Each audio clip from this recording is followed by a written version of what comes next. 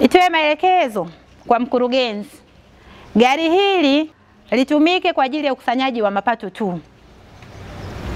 Ikitokea shughuli nyingine iwe kwa udharura. Kupitia kitendea kazi hichi, gari hili ambalo nitalikabidhi leo, nina imani tutavuka zaidi ya 109% ambayo tulipata mwaka wa fedha ule wa 2024-2025. Lakini mapato haya 1% kubwa yanatokana na utalii. Nichukue nafasi hii kumpongeza na kumshukuru sana Mheshimiwa Rais Daktari Samia Suluhu Hassan kwa filamu yake ya Royal Tour.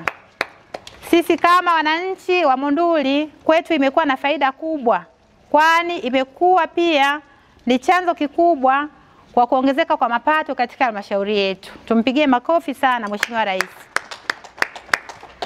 Tumekutana hapa kwa ajili ya kuwakabidhi gari hili aina ya Toyota Hilux lenye thamani ya shilingi milioni 150.3 ambalo kazi yake kubwa itakuwa ni ukusanyaji wa mapato katika halmashauri yetu ya wilaya ya Monduli. Niwapongezeni sana kwa mwaka wetu wa fedha uliopita wa 2024-2025. Tulijiwekea malengo ya kukusanya fedha takriban bilioni 4.1.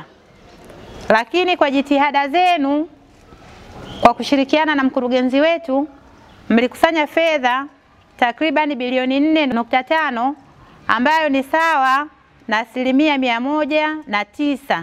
Pamoja na kutumika gari hili ukusanyaji wa mapato, gari hili litunzwe ipasavyo. Inapofika muda wa service ifanyike kwa wakati. Dereva hakikisha analiendesha gari hili kwa uangalifu, lakini tufanye kazi hii ya ukusanyaji wa mapato kwa uadilifu mkubwa.